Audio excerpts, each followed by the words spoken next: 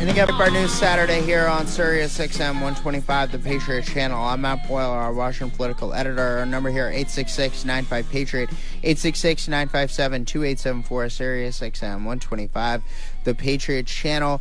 We're joined on the line right now by another very special guest, Jarome Bell. He was a candidate last time in 2020 for the Republican nomination for the Virginia's 2nd Congressional District. I think he's running again. Jarome Bell, thanks for joining us here on Breitbart News Saturday. Hey, Matt. Thanks for having me, man. I'm honored to join the deplorable nation here on Breitbart Radio. And you are correct. I am running again for the 2nd Congressional District in 2022. Okay, so we've seen the Republican establishment put forward these establishment-type people like we saw it last time. Everybody got behind him in the general election, but they got behind this guy, former Congressman Scott Taylor, and he ended up losing to the Democrat in Elaine Luria. Now there's another establishment person running this time, and the same establishment people that pushed this Scott Taylor guy last time and that lost the election in the general election are trying to push her on us, this Jen Kiggins character. She's a state senator. Can you explain for us why you're the better candidate to win the general election and beat Elaine Luria in Virginia's 2nd Congressional District?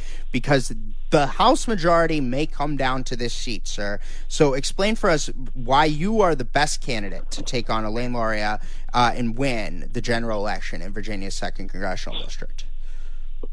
Yeah, well, first of all, I'm the only America First candidate here in the 2nd District on the Republican ticket that can beat Elaine Luria. But really, if you really want to know where we're going, and we have to know where we're coming from, and where we are right now at this very moment in our political history. So right now, I want to announce here on the Breitbart Radio that Jarome Bell for Congress campaign will be reintroducing words like communist, to the American people going forward, because that's exactly what these Democrats are. And so I think I'm the only one that can bring that. I'm the only one bold enough to do that, because these people, they are violent, revolutionary, Bolshevik communists, and, that this nation did not used to tolerate. And it's time we stop tolerating their bull squeeze. Republicans need leaders like me. Trump's gone. We need leaders. We need strong leaders, vocal leaders, tough leaders to pick up the Trump mantle of America First and carry it forward. And that's what I bring to the table over probably any of the establishment candidates that they can try to run at me. Right. So now your background is you served for 27 years in the United States Navy. Can you tell us about your service in the Navy? You served for under several presidents, from Reagan all the way through Obama. You retired after 27 years in 2012. Tell us about your service in the Navy. Where your background there. What did you do? Walk us through that. Yeah, you're right. I retired from the Navy after 27 years of honorable, decorated service in the United States Navy. Retired as a chief petty officer. And anyone that knows anything about the United States Navy, the chiefs run the Navy. Chief petty officers, we're down on the deck plates, where these commissioned officers, they're at the 45,000-foot level. They have, no sense of what goes on down on the deck plates. And chiefs actually train junior officers. But, I spent my time out in San Diego. I spent 12 years out in San Diego. My first 7.5 years, I was in a helicopter squadron called HS-4. I deployed twice on the USS Carl Vinson when she was pretty new. I did 2 Westpac deployments on that. And then I went fixed wings, moved to Atlanta. So I flew logistics out of Atlanta first. And I have over 9,000 flight hours, by the way. As far as supporting logistics, worldwide missions, I went worldwide on our missions.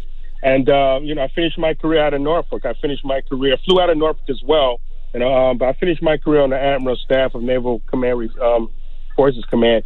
But I'll tell you, though, my most satisfying assignment was being a maintenance control I ran maintenance control, which means I ran the maintenance department. And doing that, with these airplanes, it's something called safe for flight. And let me explain what safe for flight is for people, really quick. Safe for flight is a position designated only by the commanding officer of the command. You have to go through training. You have to go through a board.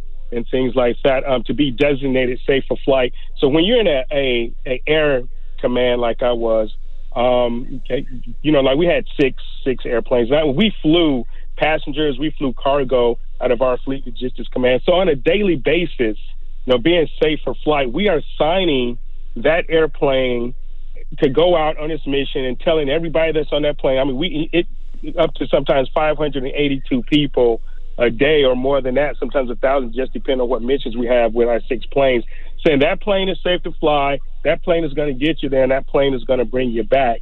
And it's telling our pilots and aircrew, because pilots and, my opponent, Jen Keegans, can probably appreciate this because she was a pilot, but she actually signed the airplane when she went out and trusted me to bring her back safely. That's what we did.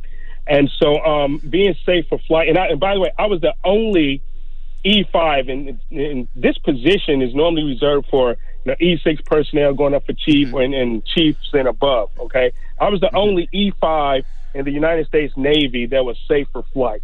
So it started early in my career, taking care of people's lives and making sure people got home to their families.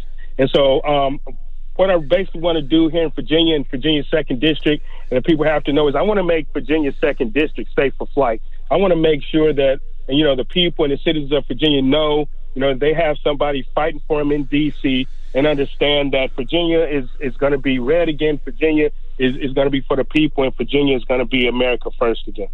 Mm-hmm. So that's a pretty clear vision here. Now, speaking of your opponent, and again, I don't want to spend too much time on her, but so she's a state senator, Jen Kagan. She's also was in a Navy pilot, I believe. So it's very similar to you. She has a military background, but I saw her ads when she came out with her campaign, and the establishment, like Fox News, the Washington Free Beacon, they were all like jacked up about it. They were like, oh, wow, look at this exciting person. And then you start digging a little bit deeper. You lift open the hood and you start seeing. But anyway, so her ads, her whole theme is that we've got complete Democrat control in Washington, and she wants to change that, and so on and so forth. But we look at her voting record in the state Senate in Virginia. She's voted for things like the Equal Rights Amendment. She's voted for things like the Democrats' version of the election takeover bill at the federal level. So the state level version of H.R. 1. Right, this election shenanigans bill. She voted for that in the state house in Virginia. She's championed things like government bans on the number of balloons you can release. Like again, her record is, if you're going to campaign against complete Democrat control, then how can you do that while your record shows that you've been voting for their agenda? And can you just draw a contrast for us here, Jarome? Because I think that you're somebody who is not going to be voting for the Democrats' agenda on key issues like elections and the Equal Rights Amendment, which, I thought Phyllis Schlafly killed that thing 40 years ago. But anyway, the point is that I think we need to see real contrast with the Democrat Party. That's how we win elections in the end. Yeah, we have to, because weak Republicans all across America. Like you say, if you want to know, Matt, my dad told me long time ago, right? If a person shows you who they are, believe them. Okay, so if you're looking at Jen Keegan's voting record, you need to believe that voting record, because that's who she is. She's a progressive. She votes. I think believes she's liberal. And she's one of the people, like one of the Republicans all across America, from Virginia to Texas to Arkansas, that are caving to the radical leftist agenda. Okay, and I mean, and we can't have that, because at a time when radical anti-Christian BLM, commies and Antifa weirdos and literal terrorists are fighting to turn over the entire American way of life, we have these weak Republicans, from Arkansas, Texas, all caving to the radical leftist agenda. And that's even on the most basic of facts, Matt. And that's whether a boy is a boy and a girl is a girl. Go look at her record. I challenge people to go and look at her voting record. We don't need any more Republicans doodling in the margins with ridiculous joke bills, Matt. It's time. We have to roll back this communist Democrat agenda of the last 50 years in a serious way, because honestly, they want to finish off America. Okay. And with Biden and Kamala in the White House, they're getting dangerously close. And what they must absolutely destroy the nuclear family to finish off America. So you look at it, and you look at the voting of like her. So what are they doing? These radical communists are destroying gender, and they're rejecting basic biology. And these weak pansy-ass so-called conservatives, Republicans, are going right along with their plan because they're scared, Matt. They're scared. Well, guess what? I'm not scared. I didn't serve this country for almost 3 decades so we could just hand over the destruction of the nuclear family, hand over the destruction of America over to a bunch of God-hating communists. All right. So, but, unfortunately, some of our Republicans that are supposedly representing us are doing just that. And there are many Republicans in American cities, including right here in Richmond, where I live, Virginia, that are already caving to the left. And once again, I say, just look at their voting record. Okay. We cannot have any one of those people with values or principles representing the people of the 2nd District, because our very way of life, the lives of our children, the lives of our grandchildren are at stake. And to the people of the 2nd District, if you can hear this message, if you're listening to this, I promise I would never lead us down that road to destruction of who we are as a people. Man, woman, boy, girl, Mr., Mrs., he or she, madam or sir, will never be canceled because that's who we are as humans. And God made us that way, and my God doesn't make any mistakes at all, Matt. Right. So now, Jarome, just to kind of wrap things up here, because we only got a couple minutes left, but we are seeing the consequences of complete Democrat control in Washington, D.C. right now. Biden's in the White House, Kamala is the vice president. We've seen a Democrat Senate and a Democrat House majority. One of the districts out there across the country that could determine the House majority is your district there in the 2nd District. So, but again, we're seeing the border crisis play out. We're seeing what they're doing to American energy jobs. We're seeing what they're doing with spending and all these crazy, wacky ideas that we're seeing come out of the Democrat conference. We're seeing them talk about court packing. We're seeing them talk about federal takeovers of elections, so on and so on and so forth. Really, we're hanging by a thread. How do we turn this around?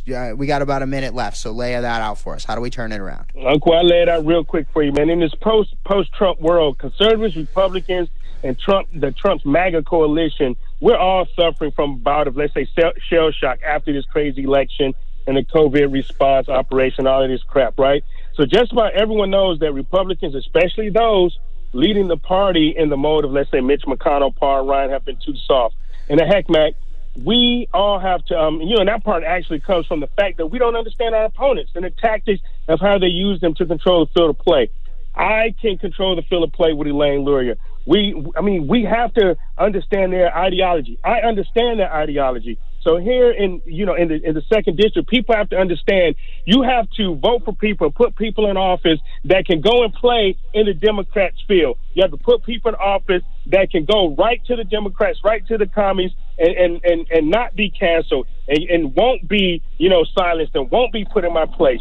So to the people of the 2nd District, if you want someone that won't cave, that won't back down, if you want that fighter that you need, that won't sell your values to the highest bidder, okay, you need me, Jarome Bell, and Congress in 2022, because that will never happen, because I can't be silenced, I can't be canceled, and I damn sure ain't going to stay in my place. All right, Jarome Bell, sir, where can people go to learn more about you and get involved if they so choose? Okay, people, as long as I'm not suspended on Facebook, they can follow my Facebook page, because the commies at Facebook like to take me down. But it's Jarome Bell for Virginia, and you spell my name Jarome. I'm on Gab at Jarome Bell VA. I'm on Twitter, as long as they don't suspend me again, at Jarome Bell VA. But my website, and it hasn't changed since last year. I haven't went in and updated my website at all from 2020 because I don't need to, because I stand on my positions. I'm never on the fence. So you go to JaromeBellForCongress.com. You can volunteer if you're in the 2nd District. If you're not in the 2nd District and you need somebody to go to D.C. and make sure they're fighting for you, you can donate. Because like you said, man, I'm up against establishment. You can see by her ass that they're pumping a bunch of money into her right now. And so I'm going to need your back. JaromeBellForCongress.com. All right, Jarome Bell, sir, really want to thank you for joining us here on Breitbart News Saturday. Okay, guys, we got to take a quick commercial break. When we return your calls, we'll be right back after this.